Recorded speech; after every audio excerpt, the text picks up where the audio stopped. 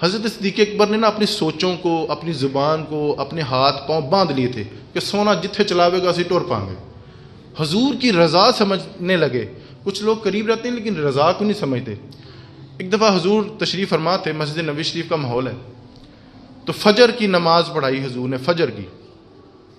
تو حضور نے پوچھا کہ روزہ رکھا ہوا کسی نے، روزہ رکھا ہوا کسی نے؟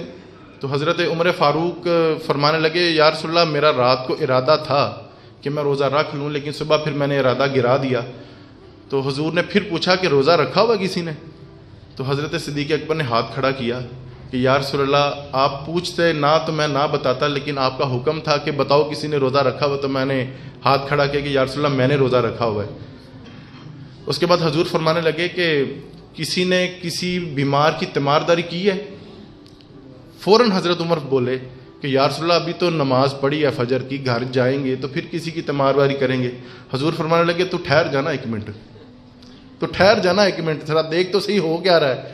پھر حضور نے پوچھا کسی نے تیمارداری کی ہے کسی بیمار کی؟ تو حضرت صدیق اکبر نے ہاتھ کھڑا کیا کہ وہ فرمانے لگے یا رسول اللہ جب میں نکلا تھا نا گھر سے تو مجھے پتا تھا کہ عبد الرحمن ابن عوف میرا یار ہے، تو کتنے دنوں سے وہ مسجد نہیں آئے، تو کسی نے اطلاع دی کہ وہ بیمار ہو گئے ہیں، لیکن یہ بھی مجھے پتا تھا کہ وہ تہجد میں اٹھتے ضرور ہیں.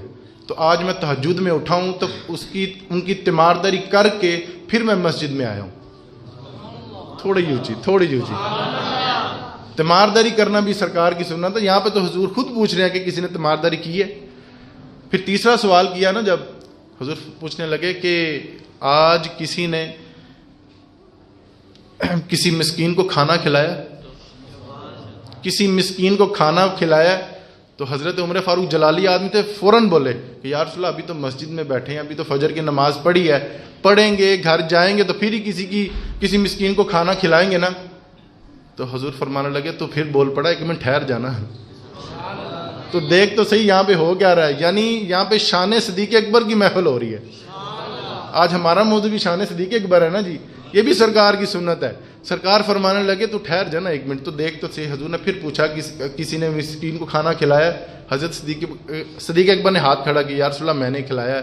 میرا چھوٹا بیٹا ہے محمد بن ابو بکر، وہ جب اٹھا نا تو اس کی اماں نے 2 روٹیاں بنا دیں. تو ابھی ہم نکلنے لگے تھے تہجد کے سے پہلے، تو ایک فقیر نے صدا لگائی، دستک دی. تو فقیر کہنے لگا 3 دن سے بھوکا ہوں. تو میں سوچ رہا تھا کس کا دروازہ کھلے گا، تو کس کے دروازے پہ میں صدا کروں گا؟ ابو بکر تیرا ہی پہلا دروازہ کھلا ہے، تیرا ہی پہلا دروازہ کھلا ہے. تو اللہ کے نام پہ پھر یا رسول اللہ میں نے اس کو روٹی کھلائی ہے.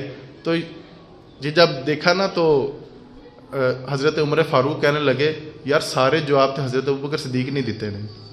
تو وہاں پہ بھی یہ لفظ ان کے بڑے شاندار، او عمر تو کتھوں جتنا حضرت ابو بکر تو کتھوں جتنا ہے. حضرت عمر فاروق سوچا کرتے تھے کہ میں تو کبھی بھی ابو بکر کے ایمان تک نہیں پہنچ سکتا، جو اس کی معرفت ہے، جو اس کا مقام ہے. یعنی حضرت ابو بکر صدیق نے حضور کی رضا سمجھ لی تھی کہ سونا راضی کنا کما چاہتا ہے. آج ہم سنتے ہیں، ہمارے علماء کرام بیان کرتے ہیں کہ حضور نے فرمایا کہ نماز میری آنکھوں کی اونچا بولو تو فجر ٹائم اپنی صاف کی نہیں ہوندی. حضرت ابو بکر صدیق سمجھ گئے تھے کہ سونا راضی کنا کما چاہتا ہے. حضور نے کہا کہ میری شریعت میں زکوٰۃ دینا فرض ہے. آپ پھر بھی فتوے پوچھن رہے ہیں کہ کسے پاسوں 2.5% بچ جائے. سونا راضی مٹھے پہ گا جی، سونا راضی کنا گما چاہتا ہے. ہمیں بھی چاہیے کہ وہ جو دوڑ تھی حضرت صدیق اکبر کا پیغام بھی یہی ہے کہ حضور جو جس کام میں راضی ہیں آپ اس کو اپنائیں. غار ثور کا